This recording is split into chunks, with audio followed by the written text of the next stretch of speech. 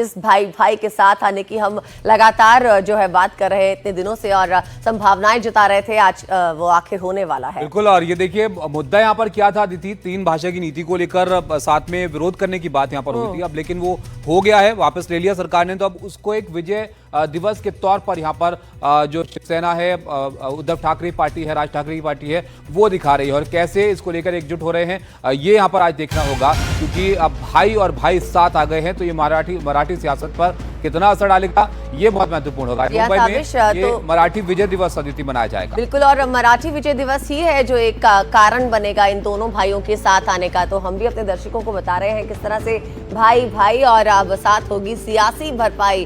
उद्धव और राज ठाकरे आज साथ में विजय मार्च निकालेंगे, इसमें हिस्सा लेंगे। रैली के लिए पोस्टर्स जारी किए गए हैं। 3 भाषा नीति आदेश स्थगित होने का जश्न मनाया जा रहा है और इस रैली के लिए मुंबई के कई हिस्सों में दोनों पार्टियों के पोस्टर्स और झंडे भी दिखाई दे रहे हैं। बिल्कुल, और इस कार्यक्रम में हजारों की संख्या में लोगों के शामिल होने की उम्मीद है, जिससे इसका और महत्व यहाँ पर बढ़ जाएगा। अब किस तरह से सियासत में ये असर डालेगा महाराष्ट्र की, ये यहाँ पर देखना होगा। लेकिन दूरी जरूर खत्म हुई है। अब ये दूरी खत्म होकर कितना असर डालेगी ये तो यहाँ पर वक्त बताएगा। लेकिन अब इनके अगर देखिए बंटवारे के बाद किस तरह से ये साथ आएंगे और क्या यहाँ पर होता हुआ दिख रहा है। बंटवारे के बाद उद्धव ठाकरे काफी कमजोर भी हुए हैं। उनकी जो शिवसेना है, एक तो पहले 2 हिस्सों में यहाँ पर बढ़ गई शिवसेना अदिति, और उसके बाद फिर इनकी जो पार्टी है उसका जनाधिकार थोड़ा कम होता हुआ दिखा है। चुनावों में लोकसभा में विनर रहे हैं और विधानसभा में वो फेल नजर आए हैं। जब हम बात कर रहे हैं यहाँ पर इन दोनों भाइयों की दूरी किस तरह से खत्म हुई और क्या ये मजबूरी के चलते हुआ, तो जैसा कि ताबिश आपको बता रहे हैं कि ये पिता की पार्टी थी और विरासत दोनों के लिए जरूरी थी। और अब संभावनाएं जो है ये है कि दोनों भाई पास आ जाएंगे। बीएमसी चुनाव आखिरी दांव था जहां पर ये दोनों अलग अलग नजर आए और अब संभावनाएं जताई जा रही हैं कि ये दोनों भाई इस विजय मार्च के चलते एक साथ आएंगे और एकजुट हो जाएंगे। जो अदिति राज ठाकरे हैं, इनकी बात करना बहुत जरूरी है। इनकी जो पार्टी एमएनएस, वो चुनाव में इतना बेहतर प्रदर्शन करती हुई नहीं दिखी है और 2009 के बाद से खराब प्रदर्शन इनका देखने को मिला है। लोकसभा चुनाव में तो कोई सीट इनकी नहीं मिली इनको। 2009 और 2014 का उन्होंने चुनाव लड़ा। विधानसभा का चुनाव भी आप देखेंगे तो उसमें भी कोई कामयाबी इनको बहुत ज्यादा हासिल नहीं हुई है। 2019-24 के लोकसभा चुनाव का हिस्सा ही ये नहीं बने थे। जी हाँ, और 2009 विधानसभा चुनाव की बात करें तो इनके पास सिर्फ 13 ही सीटें थी और 2014 2019 विधानसभा चुनाव, दोनों चुनावों में सिर्फ एक सीट ही इन्होंने हासिल की थी। ताबिश 2024 के विधानसभा चुनाव में तो खाता भी नहीं खुला। इनके बेटे खुद यहाँ पर चुनाव लड़े, वो भी अपना चुनाव यहाँ पर हार गए थे। तो इसलिए बहुत ये महत्वपूर्ण सवाल है कि साथ अगर ये आएंगे तो भी महाराष्ट्र की सियासत पर कितना असर यहाँ पर पड़ेगा। उद्धव ठाकरे की पार्टी वो ही अपने आप में जूझ रही है चुनौतियों से कई तरह से, और राज ठाकरे जिनका सियासी इतिहास हमने यहाँ पर आपको दिखाया, लेकिन साथ में आ रहे हैं बहुत सालों बाद। 20 साल बाद करीब ये यहाँ पर मंच साझा करेंगे। हमारे सहयोगी हमारे साथ जुड़ रहे हैं, उनके पास चलते हैं, वो जुड़ेंगे और उनसे बताएंगे आपको कि अब ये किस तरह की तैयारियां हैं मुंबई में, कैसा इसको जो है वो देखा जा रहा है, क्योंकि 2 बड़ी शख्सियतें हैं महाराष्ट्र की सियासत में भी, मुंबई की सियासत में भी। और जब साथ में आएंगे ये तो जाहिर तौर पर क्या कहते हैं वहाँ पर, क्या इनका नज़रिया मिलता है, क्या इनके आगे की सियासत जो है वो मिलती है, ये तमाम चीज़ें हैं यहाँ पर देखना होगा।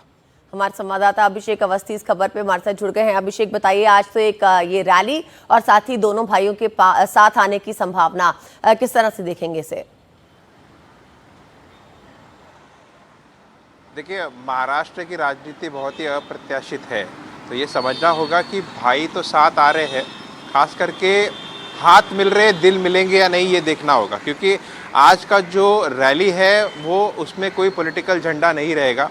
उसमें यह है कि जिस तरीके से गवर्नमेंट बैकफुट पर गई है, जो हिंदी के लिए 2 GR निकाले थे उसे रद्द किया गया, उसके सेलिब्रेशन में, उसके उत्साह में ये रैली है और इस पे सबको न्योता दिया गया है। लेकिन राजनीतिक आपको समझनी होगी, कहीं ना कहीं कांग्रेस ने इससे दूरी बनाई है। साथ ही साथ शरद पवार जो सबसे बड़े नेता माने जाते हैं महाराष्ट्र के, उनको भी न्योता गया था, लेकिन वो पूना में तय कार्यक्रम के लिए गए हुए हैं। साथ साथ सुप्रिया सुले और जितेंद्र आव्हाड उन्हीं के पार्टी से, जिन्होंने कहा है कि वो आएंगे। तो इस समय जिस तरीके से पूरे महाराष्ट्र में दोनों ठाकरे भाई 20 साल बाद जब स्टेज पे आएंगे तो सबकी निगाहें वहां रहेंगी। बिल्कुल, लेकिन तौर पर अभिषेक रहेंगी निगाहें, लेकिन ये जैसे कि आपने भी यहाँ पर बात की, विचारधारा का भी मामला यहाँ पर आएगा कि जिस तरह के बयान राज ठाकरे यहाँ पर देते हैं, क्या हर बात का समर्थन उद्धव ठाकरे यहाँ पर कर पाएंगे, उनके लिए आसान होगा? और ये बीएमसी पर के चुनाव में कितना असर डालेगा, क्योंकि लोकसभा और विधानसभा में तो दोनों का ही प्रदर्शन इतना खास नजर नहीं आ रहा है। नहीं, ये यही तो समझना है। देखिए, क्योंकि दोनों पार्टी एक साथ नहीं आ रही है। आपको एक चीज़ समझना होगा। अच्छा। एक मुद्दा आया है जिसने दो पार्टियों को एक साथ लाया, तो कहीं ना कहीं इस तरीके के अगर मुद्दे आगे आते रहेंगे तो ये लोग साथ में आएंगे, और इसका मतलब गठबंधन होता है या नहीं होता है, और अगर गठबंधन होता है तो उसके क्या मायने रहेंगे तो आने वाला वक्त बताएगा। लेकिन आज जो है, जिस तरीके से 20 साल बाद दोनों एक दूसरे के कहीं ना कहीं विरोधी पार्टी रही है, हमने देखा है जिस तरीके से, और जो ग्राफ है कहीं ना कहीं एमएनएस का पॉलिटिकली वो इतना खास नहीं है जितना शिवसेना का। उद्धव ठाकरे जब से बाला साहब ठाकरे नहीं रहे, उन्होंने काफ़ी अच्छी तरीके से पार्टी चलाई है। और लेकिन अभी की बात करें तो दोनों ही पार्टियां मझदार में है। ऐसे में एक दूसरे का साथ बहुत ही ज़रूरी हो जाता है, और कहीं ना कहीं थोड़े मजबूत है उद्धव ठाकरे अगर कंपेयर करें एमएनएस से।